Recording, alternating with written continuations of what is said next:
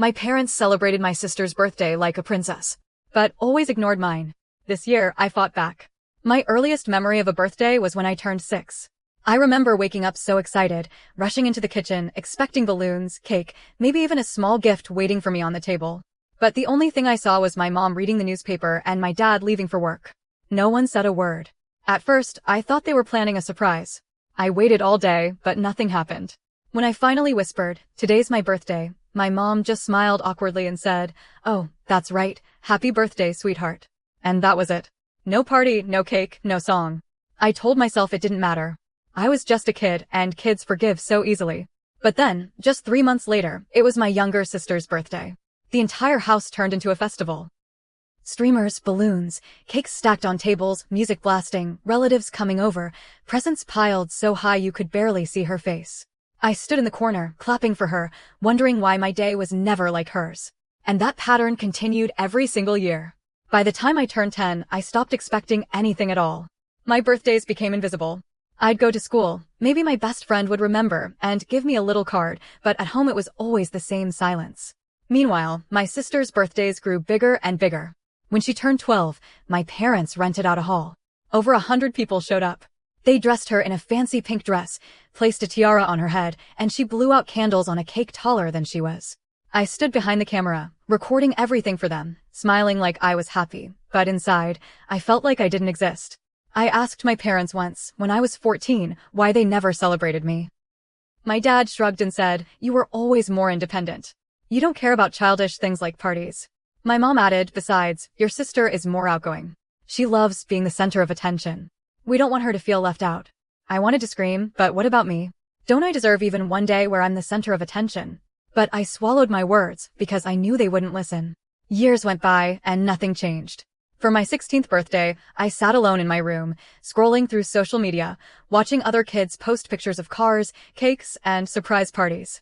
Meanwhile, my parents were downstairs planning my sister's 18th, inviting everyone they knew.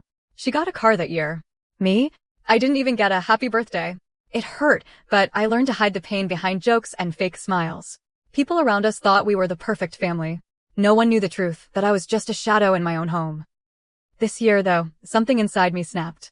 Maybe it was because I had just turned 21 a week earlier and once again, nothing happened.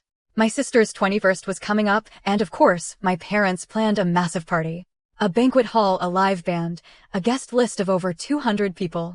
I knew exactly how it would go. My sister would walk in like a princess, everyone would cheer, and I'd stand in the corner pretending to be happy for her. But not this time.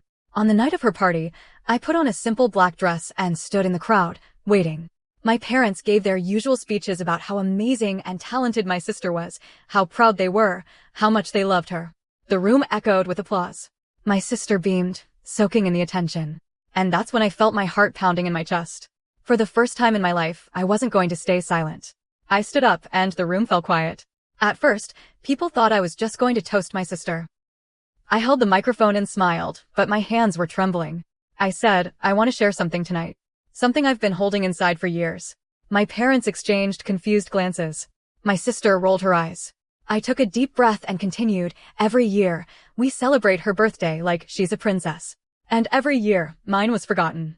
Not once in 21 years have I had a cake, a gift, or even a family dinner on my birthday. Do you know how it feels to watch your sister shine while you're treated like you don't exist? To sit alone on the day you were born, wondering why you aren't good enough for your own parents to care." The hall was silent. I could see whispers spreading across the tables. My mom's face turned pale, my dad looked furious, but I didn't stop.